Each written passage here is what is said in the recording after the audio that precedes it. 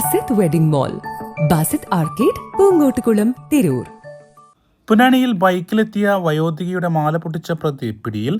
പൊന്നാനി ബിയത്ത് കഴിഞ്ഞ June 20 ബൈക്കിലെത്തി BM സ്വദേശിനിയായ വീട്ടമ്മയോട് വഴി ചോദിക്കാനെന്ന വ്യാജേന ബൈക്ക് നിർത്തി കഴുത്തിൽ കിടന്ന 1.5 പവന്റെ സ്വർണ്ണമാല പൊട്ടിച്ചു കടന്നു കളഞ്ഞ കേസിലെ പ്രതിയെ പൊന്നാനി പോലീസ് കോഴിക്കോട് നിന്നും പിടികൂടി.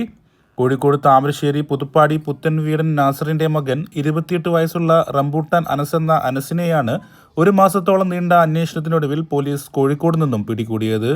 സംസ്ഥാനത്ത് വിവിധ ജില്ലകളിലായി മൊബൈൽ മോഷണം, മാല പൊട്ടിച്ച കേസ് തുടങ്ങിയ 25ഓളം കേസുകളിൽ പ്രതിയായ അനസിനെ തിരൂർ ഡിവൈഎസ്പി പ്രേമാനന്ദകൃഷ്ണന്റെ നേതൃത്വത്തിൽ പൊന്നാനി ഇൻസ്പെക്ടർ അഷ്റഫ്, ASIമാരായ Yasin, Nithin, Anto Francis, senior civil service ഓഫീസർമാരായ നാസർ, പ്രശാന്ത് കുമാർ, S വിപിൻരാജ്, CPOമാരായ ഹരിദാസ്, ശ്രീരാജ്, രഞ്ജിത്ത്, തിരൂർ ടാൻസാഫ് അംഗങ്ങളായ SI Jayaprakash, ASI Jayaprakash, senior civil police officer Udayakumar, Unnikuttan എന്നിവരടങ്ങിയ പ്രത്യേക അന്വേഷണ സംഘമാണ് അറസ്റ്റ് ചെയ്തത്.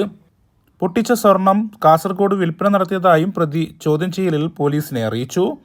പോലീസിനെ തെറ്റിദ്ധരിപ്പിക്കാൻ വ്യാജ നമ്പർ പ്ലേറ്റ് ഉപയോഗിച്ചാണ് പ്രതി മാല പൊട്ടിക്കാൻ എത്തിയത്. 100ഓളം CCTV ക്യാമറകൾ നിരീക്ഷിച്ചും മുമ്പും സമാന രീതിയിലുള്ള കുറ്റങ്ങളിൽ ഉൾപ്പെട്ട 15ഓളം പേരെ നിരീക്ഷിച്ചും കളവ് കേസുകളിൽ പ്രതികളായ 40ഓളം പേരുടെ ഫോൺ കോളുകളുടെ വിശദാംശങ്ങളും പരിശോധിച്ചും കിട്ടിയ തെളിവുകളുടെ അടിസ്ഥാനത്തിലാണ് പോലീസ് 1 മാസം നീണ്ട അന്വേഷണത്തിനൊടുവിൽ പ്രതിയിലേക്ക് എത്തുന്നത്. പെരിന്തൽമണ്ണയിൽ ജ്വല്ലറി ഉടമയെ ആക്രമിച്ച് 3 കിലോഗ്രാം സ്വർണം കവർന്ന കേസിലും അനസ് പ്രതിയാണ്.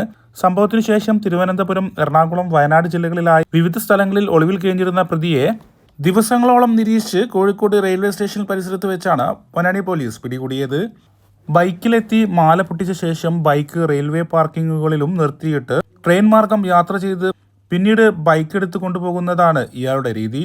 റോഡുകളിലെ പോലീസ് പരിശോധനകളിൽ നിന്നും രക്ഷപ്പെടുന്നതിനായാണ് ഇങ്ങനെ ചെയ്യുന്നത്. സംസ്ഥാനത്ത് ഉടനീളം മാല പൊട്ടിച്ചും മറ്റു കേസുകളിലും അനസിന് പങ്കുണ്ടോ എന്നും കേസിൽ കൂടുതൽ പ്രതികളുടെ സഹായം ലഭിച്ചിട്ടുണ്ടോ എന്ന കാര്യവും പോലീസ് പരിശോധിച്ചു വരികയാണെന്ന് പൊന്നാനി ഇൻസ്പെക്ടർ അഷ്റഫ് അറിയിച്ചു.